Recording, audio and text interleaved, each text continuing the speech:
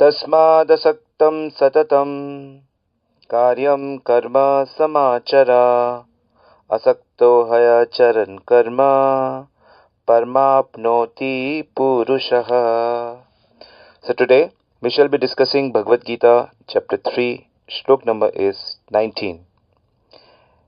As you know that Sri Krishna is explaining the consciousness of a perfect karma yogi or perfected being, which is that a person who takes pleasure in the self, who is happy with the soul, means he is happy inside and he is perfectly satisfied. For such a person, there is no duty. It means that person has achieved what needs to be achieved for a human being. So his journey for life is complete. Still, this person, this self-realized person, has no reason to be attached to a work and has no reason to be not attached to a work. So he performs his duties even though he is self-realized just for giving placing a nice example for others. So this is how an action should be done. Now Krishna says how to reach to this position is therefore without being attached to the fruits of activities.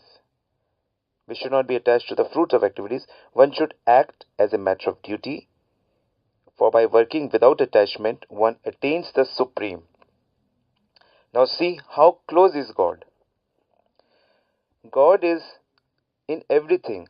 He is in thoughts, He is in action, He is in the nature, He is in the deity, He is in devotee, He is in Guru, spiritual master. So God resides everywhere. It is up to us that how do we approach, where do we approach Him. So the easiest way to understand the Lord is through the process of devotion to Krishna, which is chanting and hearing and taking prasadam offered to Him. So similarly, like that, there is a 9 way of knowing the Lord. Shravanam, Kirtanam, Vishnu, Smaranam, Archanam, Vandanam, Dasyam, Sakhyam, Atma Nivedanam. What does it mean? This Navda Bhakti was explained by Prahlad Maharaj in Bhagavatam. He says, hearing about the Lord, doing Kirtan or chanting about the Lord, remembering the Lord, worshipping Lord, known as Archana, praying to Lord, and considering ourselves as servant to the Lord, making friendship with the Lord, completely surrendered to the Lord. Shravanam, Kirtanam, Vishnu Smaranam. And Padasevana means worshipping and serving the deities. Padasevana means to serve the lotus feet. So it is like serving the deities. So there are 9 ways. So this Navda Bhakti is already there. So this is the easiest process of God realization in the age of Kali Yuga. And topmost is Nam Kirtan. Navda Bhakti, Nam Bina, Fal Naday. Purna hai. The 9 type of devotion should be added, should be performed by chanting the name of Krishna. So that chanting should go on every day. Our chanting should go on. The first thing we should do in the morning is offer a respect to Lord and start chanting. And the last thing we should be doing in the night also, offer the respect to Lord and chanting the name of Lord.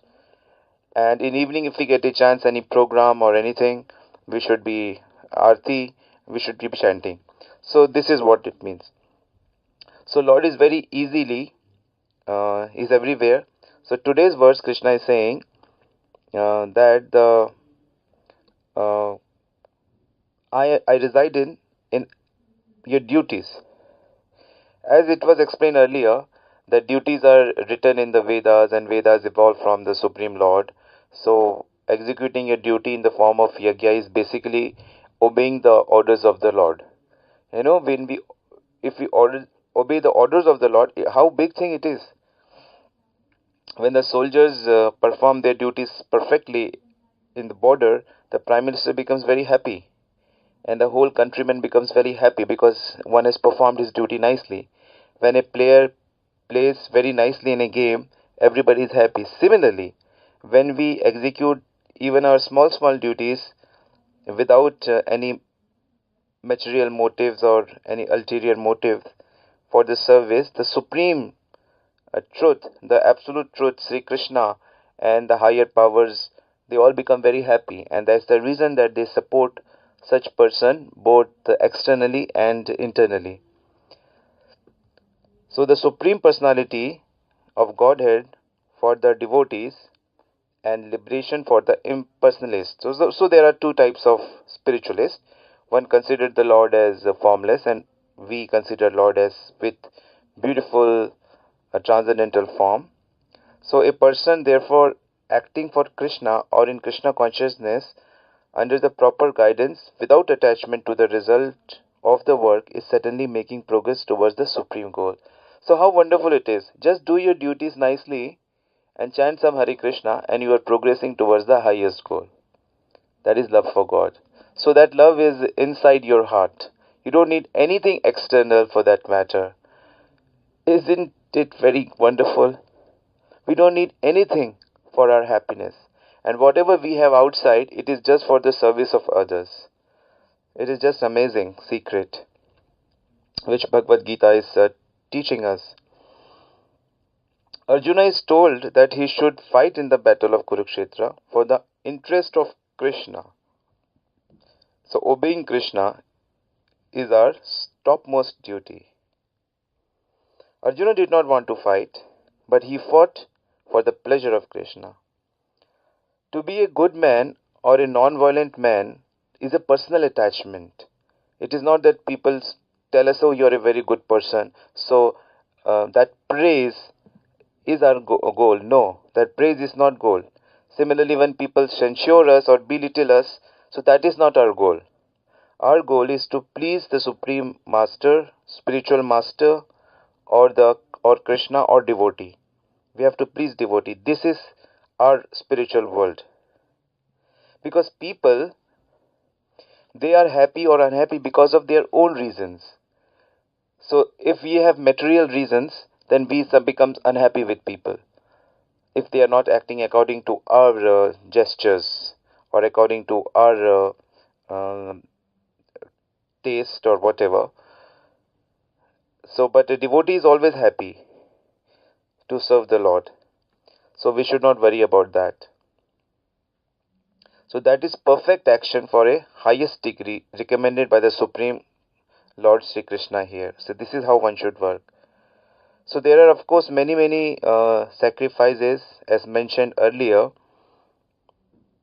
and there are many purificatory process also people perform, and there are many yajnas people perform for sense enjoyment, but that is not recommended here, because any action in Krishna consciousness is divine and it is beyond the reaction of any good or evil. So it takes us above any kind of action. So a Krishna conscious person actually has no attachment for the result, but he acts on behalf of Krishna.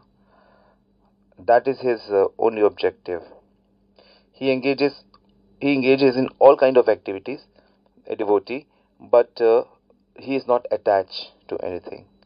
So this is the secret of action, that we should be doing our activities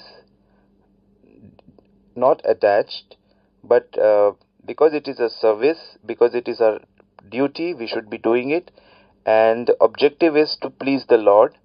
And then when the Lord becomes pleased, he reveals himself to us. He is an ocean of happiness. Remember that. We are searching for happiness in small objects, but he is an ocean of happiness. He is a universe of happiness. So then he reveals himself to such a sincere and truthful and rightful soul. So that should be our objective, and that should be our goal here. So this is a great secret that Krishna has revealed. I am hidden in your prescribed duties. Hare Krishna.